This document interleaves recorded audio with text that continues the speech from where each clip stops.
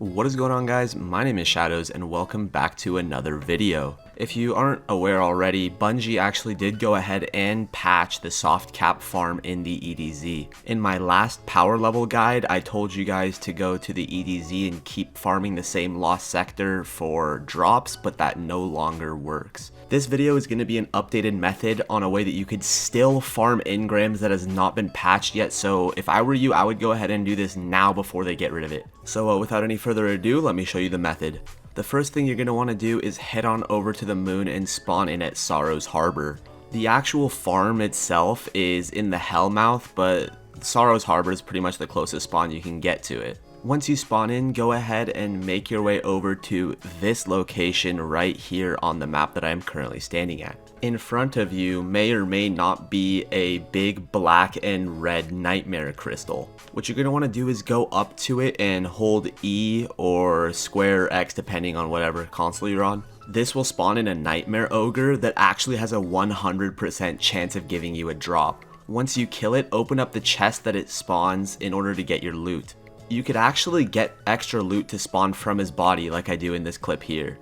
Once you've killed this ogre, what you're going to want to do is make your way on over to the left side and keep going up the hill like I'm doing in this clip here. Once here, you're just going to want to sit and wait for the message, "A powerful nightmare has risen," to appear in the bottom left.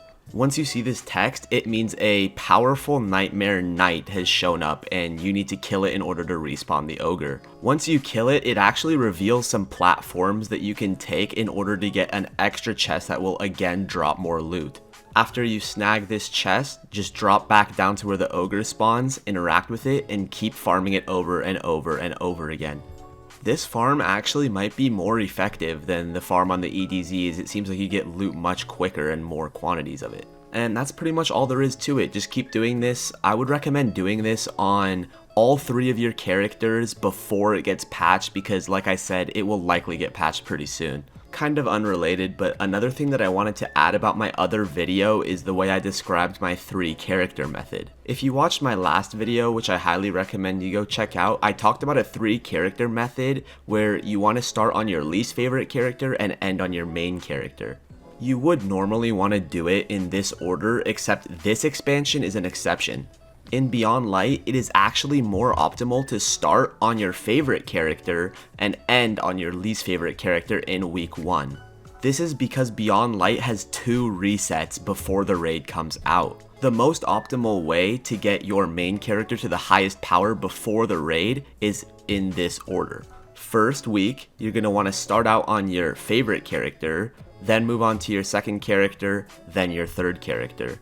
However, in week 2, next Tuesday, what you're going to want to do is start on your least favorite character and then end off on your main character.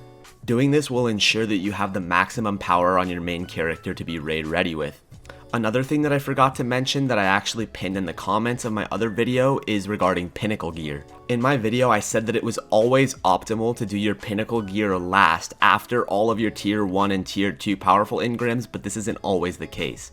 When all of your armor and your weapons are a similar power level, maybe 1 or 2 power levels away each, it would actually be more optimal to get a Pinnacle Gear because it would guarantee you a big boost in your overall light level. If this wasn't the case and I had a really powerful helmet but really bad boots, if I were to take the gamble and do the Pinnacle Gear, there would be a chance that if I got a helmet to drop, my light level might not even change at all. That Pinnacle drop could very well drop it lower than my actual light level of my helmet. Make sure you think about that next time all of your armor and weapons are all a similar level. Anyways guys, that about does it for this video. I just wanted to make a quick updated method on a soft cap farm because of the last one getting patched. If this video did help you in any way, don't forget to drop a like down below and leave me a comment telling me what you think of Beyond Light so far. Any and all support is greatly appreciated, and I will see you guys in the next video. Have a great rest of your day.